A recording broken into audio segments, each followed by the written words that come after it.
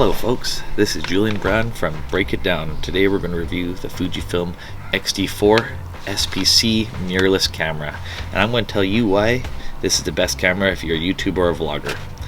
It's got exceptional still frame and video capabilities. It can film up to 4K. Right now I'm using it to film right now. And right now we're using the 16 to 80mm lens. So that's the lens that came in the kit. I got this camera at Carousel Cameras roughly a year ago. It's still the most recent X-T4 series out available today, and it was around $3,200 give or take, including tax. I'll have the upload to Carousel Cameras included. Right now it's actually at quite a discount. It's at $22.99 plus tax for the kit, so that's an exceptional deal because the lens is their second highest kit lens. The XF series I believe is their second highest. Just to inform, I'm not a professional photographer or photographer or videoer, so I did buy this camera just to sort of make high quality videos, and I'm trying to do that now. Some of the aspects I really like about the camera are the high quality build. It's made of extremely high quality metal. It's got a bit of weight to it, not too heavy, so it doesn't feel like you're going to break any of the dials. As you can see superimposed here, the dials are really high quality metal, and they can lock into place.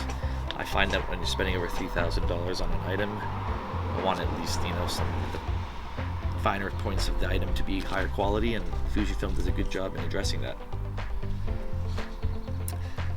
It's also obviously compatible with many of the other Fujifilm series lineups of lenses, but the most impressive function of the camera, funny enough, the battery.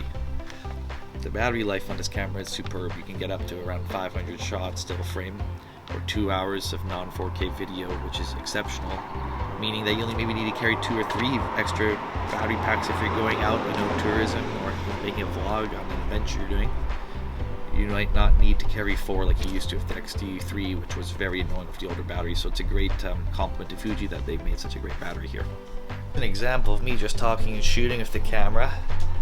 As you can see, it's not that hard and difficult, and it's pretty fun. Give you a nice view of the neighborhood here. This is sort of what vlogging would be like. Now again, this isn't a technical review. I'll put the specs up on the video, but any information I give you about the tech specs in the sense of being a professional would be useless. So I'm gonna let you just take a look for yourselves and see the quality. This is non-4K. This is around 100 feet, that tree right there. We'll zoom in.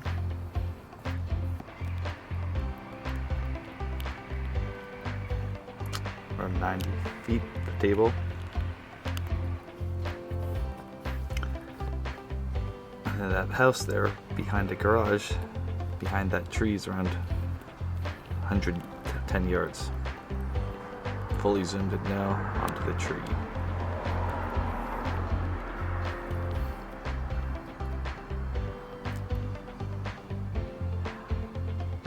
This is an angle from the distance we're at. As you can see up high.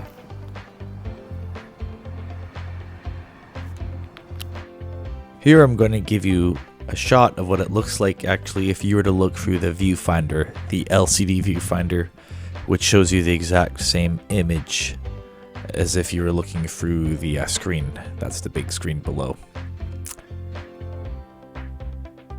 As you can see, it's sort of hard to see if we're looking at my iPhone camera, but it does give you a good idea of what it does look like through the viewfinder. And then following this, I'll have a few photos and close-ups and landscapes to show you the quality of this camera.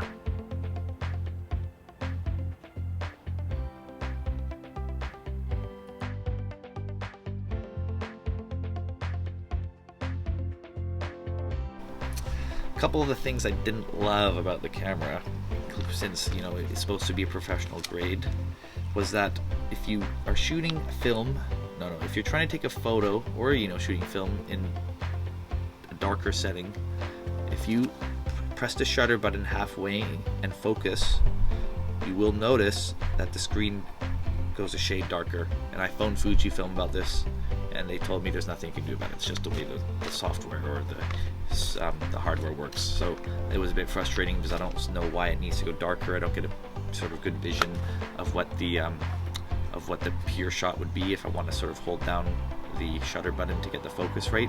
I don't know why it goes darker. It's not a true sight. The audio quality in this camera is exceptional. Right now we're using a Rode shotgun mic. In terms of the portability of the camera, it is quite portable. I mean, when you get to this professional level of hardware, it's going to have some weight to it. So just a standard small camera bag's great. The great part about this though is it does have a flip screen, so you can actually see what you're recording if you're vlogging a lot. I know that's very important.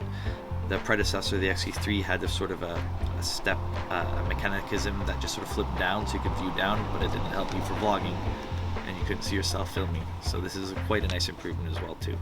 Overall, for being a non-professional, so that means that I don't know how to use all the impressive functions at all of what's included in this camera, but it is not impossible to also take out of the box, point and start filming right away, which I also did appreciate as well.